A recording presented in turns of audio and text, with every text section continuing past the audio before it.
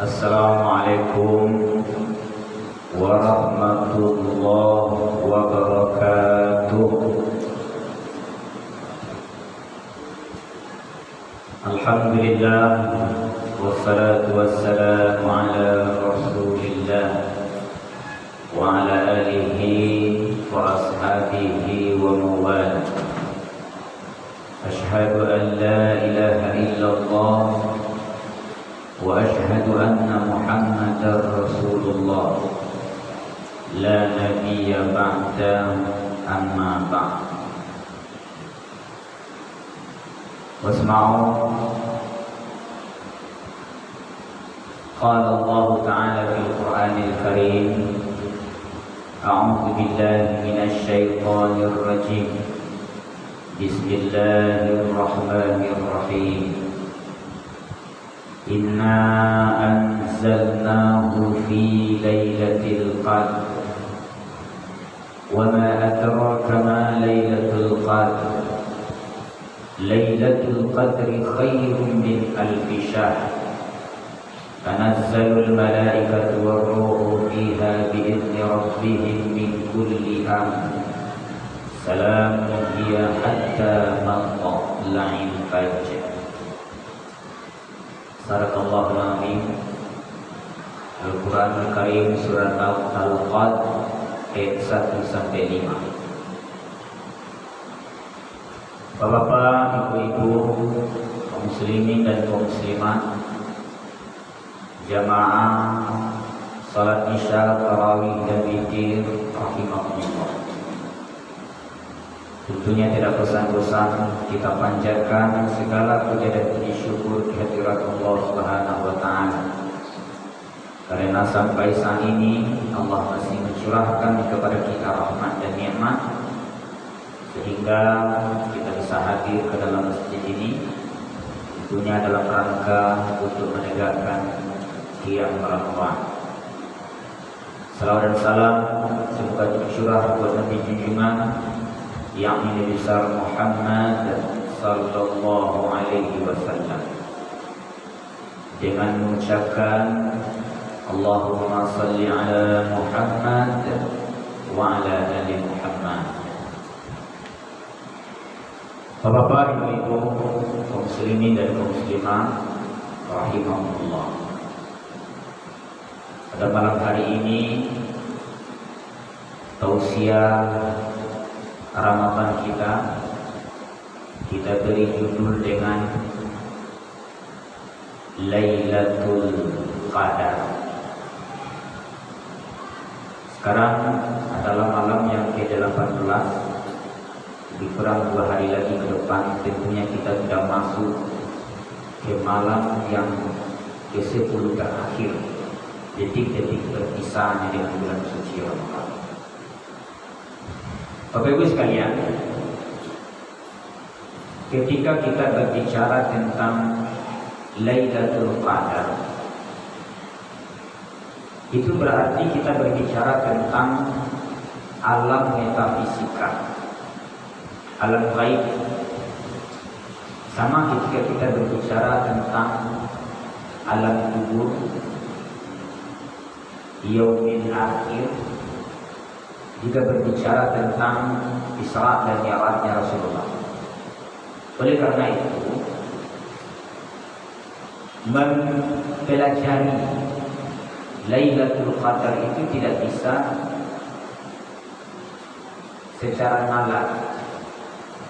Dia harus merujuk kepada nas, yakni Al-Quran dan hadis itu sendiri. Nah, Bapak Ibu sekalian, Lailatul Qadar itu terdiri dari 2 kata, Laila dan Al-Qadri. Laila itu berarti malam. Jadi peristiwa ini terjadi pada malam hari. Sementara kata Al-Qadri itu setidaknya memiliki 3 pengertian. Di dalam buku membunyikan Al-Quran, kata Al-Qadri itu memiliki 3 pengertian. Pertama, Al-Qadri itu bermakna ketetapan dan ketentuan. Jadi pada malam Lailatul Qadar itu ditetapkan dan ditentukan perjalanan kehidupan manusia sampai wafat. Jadi kalau kata menuju Lailatul Qadar, di sana Allah tetapkan keberkahan umur usianya sampai dia wafat. Yang kedua, Al-Qadri itu bermakna kemuliaan.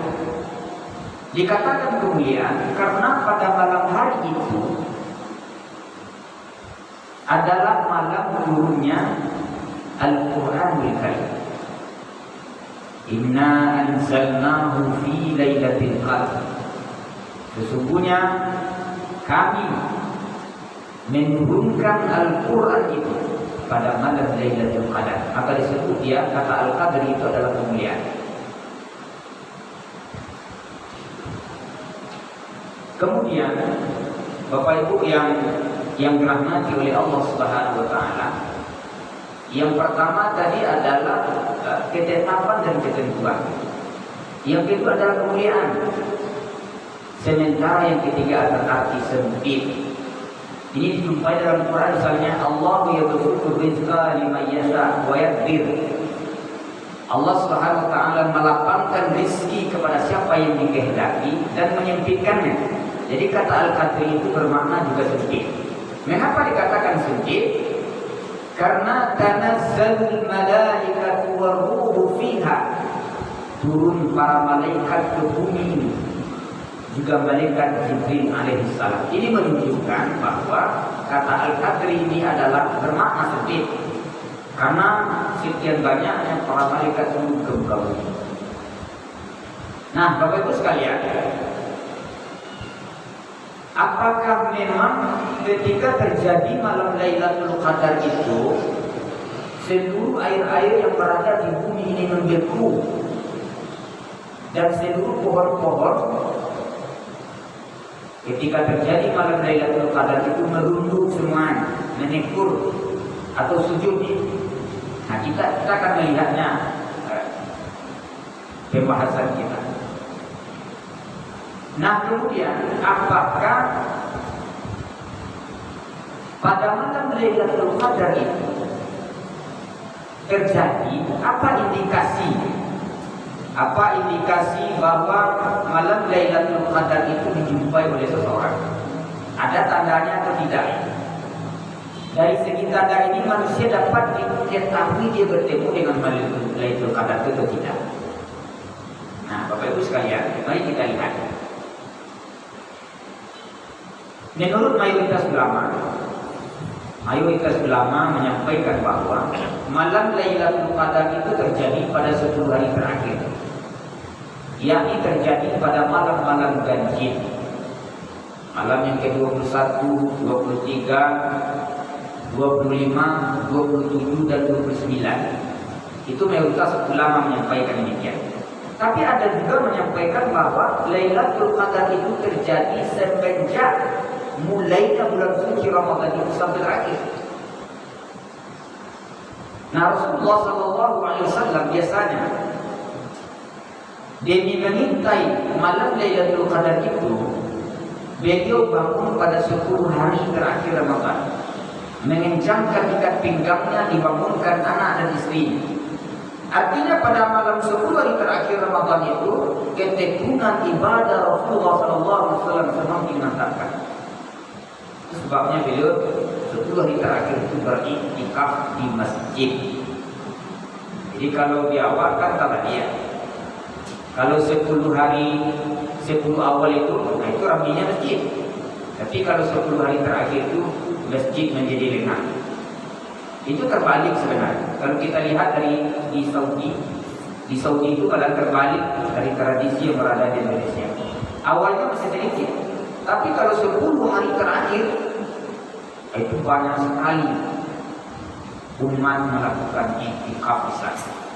Karena dalam rangka untuk mencari malam Lailatul Qadar.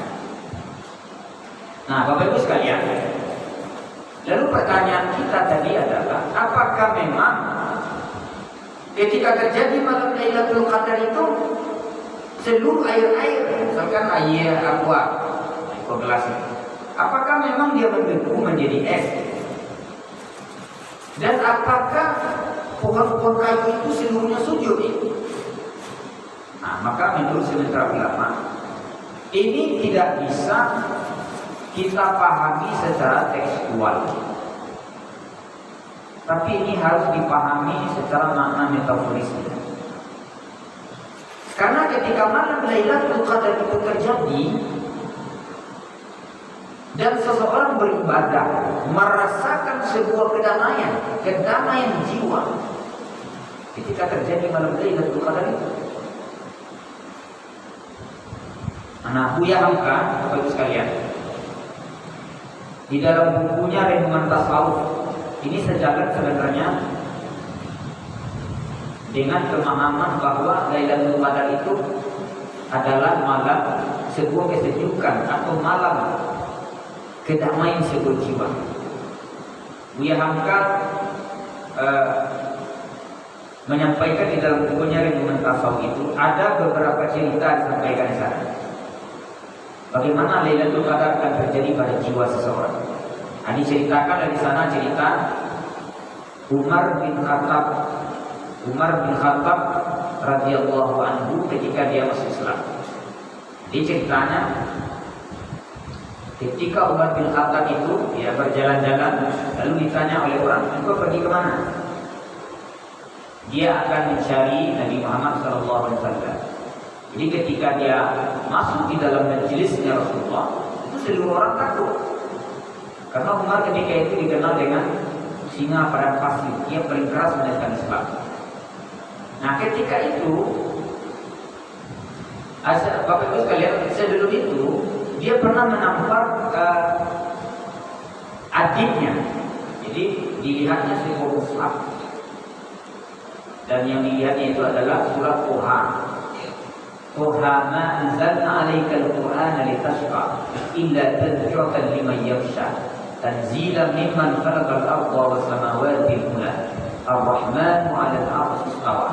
Jadi ketika itu dilihat oleh Umar bin Khattab, seolah-olah Al-Quran itu masuk ke dalam jiwanya. Jadi Buya Hamka menyampaikan bahwa bagi Umar bin Khattab, suasana seperti itu adalah suasana Lailatul Qadar, malam sebuah kesadaran. Kemudian diceritakan juga oleh Buya Hamka, seorang tokoh sufi bernama Fudail bin Iyad, itu malam hari dia melakukan perbuatan maksiat. Jadi berjalan dia lihat di sebuah pintu jendela, didengar ada seorang perempuan memandangkan syair ketika itu, lalu dipanjatnya pintu jendela itu, dia masuk ke dalam kamarnya. Nah, perempuan itu di dalam itu sebenarnya tidak mengucapkan syair, tapi yang dibacanya adalah Al-Quran. Alladzi yahdi lil ladzina amanu an takhsha'a qulubuhum li dzikrillah wa ma nazala minal haqq. Belum datang masanya bagi orang beriman untuk tunduk hati mereka mengingat Allah.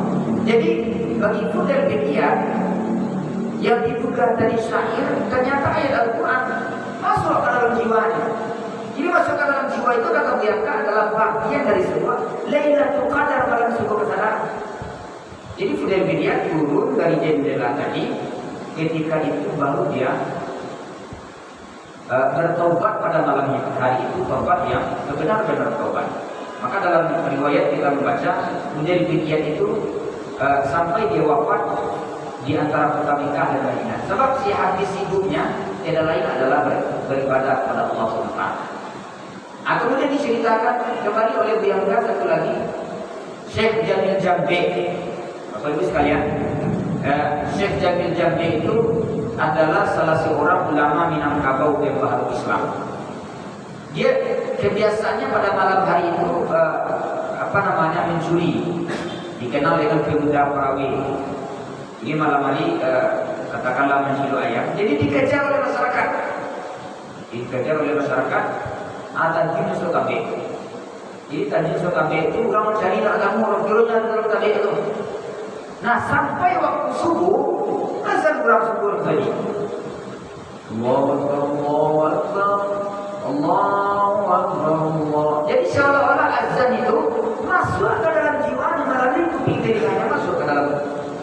hati dijual. Nah, jadi sampai saya jadi beto, sadarnya ketika itu, ya sampai orang tuanya, antan lain yang kami kamu ilmu.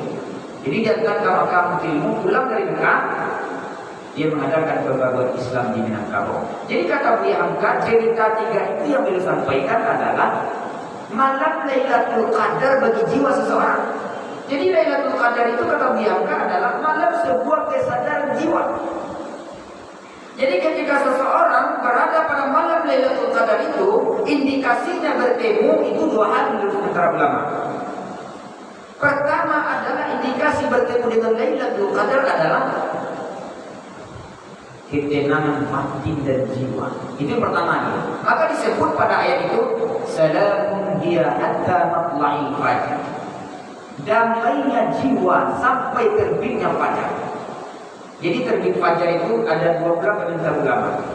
Bisa saja bermakna fajar ketika malam, kemudian fajar terbit. Fajar itu kan waktu subuh. Jadi ketika dia beribadah pada malam hari itu, merasa sebuah kedamaian jiwanya sampai fajar terbit. Bahkan sementara ulama mengatakan juga fajar terbit untuk bangkit kedua kali, maka dia masuk ke dalam surga namanya Darussalam. Yang kedua, indikasi seseorang bertemu dengan malam Lailatul Qadar itu adalah bertambahnya sebuah ketaatan kepada Allah Subhanahu wa taala, menjauhi kemaksiatan, maka perjalanan kehidupannya itu semakin taat ibadahnya kepada Allah Subhanahu wa taala. Nah, jadi kalau kamu juga malam Lailatul Qadar punya, acaranya adalah aktivitas kesehariannya. Lain betul-betul rajinnya beribadah atau tidak, semakin taat beribadah atau tidak, atau tak beribadahnya di bulan puasa saja. Di bulan puasa ini Bapak Ibu sekalian bisa saja orang taat ibadahnya luar biasa, rajin ke masjid, rajin salat tarawih dan zikir, rajin baca Quran, rajin berzikir. Nah, tapi habis Ramadan levelnya, grafiknya itu turun lagi ke bawah. Itu bukan menunjukkan bahwa dia bertemu dengan Lailatul Qadar. Jadi indikasinya ketenangan batin dan juga bermakna tenangnya dirinya dan juga menenangkan orang lain. Jadi jiwa, dirinya, lingkungannya itu menjadi tenang bagi orang bertemu dengan malam Lailatul Qadar. Nah, oleh karena itu Bapak Ibu sekalian, cara untuk bertemu dengan malam Lailatul Qadar ini banyak sebenarnya komentar ulama berbicara tentang ini. Salah satu, siapa saja yang ingin bertemu dengan malam Lailatul Qadar, satu, diperlihatkan ketaatan ibadahnya dari awal. Jadi mulainya masuk bulan suci Ramadan, pada siang hari dia tekun melaksanakan ibadah puasa. Malam hari terus dia tekun melaksanakan qiyam Ramadan, salat tarawih dan witir. Kemudian yang kedua, ketika pada 10 hari terakhir ibadahnya semakin meningkat, makanya dia melaksanakan iktikaf pada malam hari itu.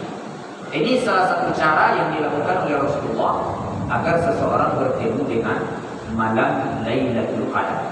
Bapak Ibu sekalian, malam Lailatul Qadar itu adalah malam sebuah keberkahan karena disebutkan dalam ayat itu lebih baik khairun min alfi syahri. Jadi kualitas hidup seseorang itu lebih baik daripada 1000 bulan. Nah, oleh karena itu Bapak Ibu sekalian, dari sekarang masih tinggal 10 hari terakhir ke depan, marilah kita berpacu dalam rangka untuk bertemu dengan malam Lailatul Qadar. Segera itu kajian kita pada malam hari ini, semoga memberikan manfaat untuk kita bersama. Wabillahi taufiq wal hidayah. Assalamualaikum warahmatullahi wabarakatuh.